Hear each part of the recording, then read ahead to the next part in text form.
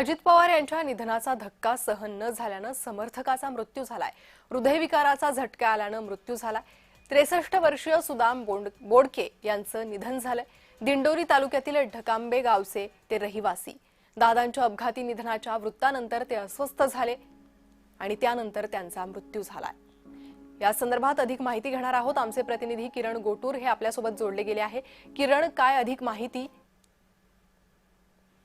अशी अतिशय दुर्दैवी ही बातमी म्हणावी लागेल, कारण अकाली निधनाने अजितदादांच्या अनेक जण हे शोकाकुळ वातावरणात आहे। संपूर्ण महाराष्ट्रावरती दुःखाचं डोंगर कोसळलेलं आहे। नाशिकमध्ये सुद्धा शोकाकुळ वातावरणात असल्याचं आपल्याला बघायला मिळतंय, कारण नाशिकच्या ग्रामीण भागात विशेष करून अजितदादांना मानणारा खूप मोठा वर्ग आहे आणि त्यातच दिंडोरी येथील हे सुदाम कोंबडे आहेत। त्यांना दादांची जेव्हा बातमी कळाली त्यावेळेस हे अस्वस्थ झाले आणि त्यानंतर त्यांना हृदयविकाराचा झटका आला, अशा पद्धतीचं माहिती मिळते। आणि या संपूर्ण घटनेमध्ये त्यांची निधन झाल्याची जी माहिती आहे ते त्यांच्या कुटुंबाच्या वतीने देण्यात आलेली आहे।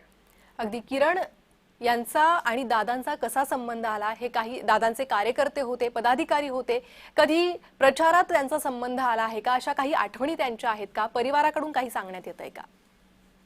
त्या संदर्भात अद्याप कळू शकलं नाही, पण ते राष्ट्रवादीचे कार्यकर्ते आहेत अशा पद्धतीचं माहिती मिळते आणि अजितदादांना ते खूप मोठ्या प्रमाणात मानणारे पैकी एक होते असंही माहिती मिळत आहे। खरं तर ग्रामीण भागामध्ये जे शेतकरी वर्ग आहे तो खूप मोठ्या प्रमाणात आहे, जो राष्ट्रवादी चे काम करतात किंवा राष्ट्रवादीला फॉलो करतात आणि अजितदादांना मानणारा वर्ग आहे। कारण कांदा असेल, द्राक्ष असेल, भाजीपाला असेल, या सगळ्या गोष्टींसाठी अजितदादांनी विशेष प्रयत्न केलेले होते। कांद्याचे दर घसरल्यानंतर अजितदादांनी अनेक प्रयत्न करून कांदा दरवाढी संदर्भात हे प्रयत्न केलेला होता। त्यामुळे अजितदादांना मानणारा एक वर्ग जो आहे तो नाशिक जिल्ह्यातील ग्रामीण भागामध्ये आहे। त्यामुळे अजितदादांच्या अकाली एक्झिटने खूप मोठा दुःखाचं जो वातावरण आहे तो ग्रामीण भागामध्ये होता आणि त्यातच या सगळ्या गोष्टींचा जे एक दुःख आहे खरं तर सुदाम कोंबड्यांना झाला होता। त्यांना अस्वस्थ वाटू लागला आणि त्यानंतर त्यांना हृदयविकाराची झटका आल्याने त्यांच्या या संपूर्ण घटनेमध्ये निधन झालेलं आहे, अशा पद्धतीचं माहिती कुटुंबाच्या वतीने देण्यात आली। अगदी किरण, अजित पवारांच्या जाण्यानं सगळ्यांनाच धक्का बसलाय। अजूनही महाराष्ट्रातले अनेक जण हा धक्का पचवू शकत नाहीये।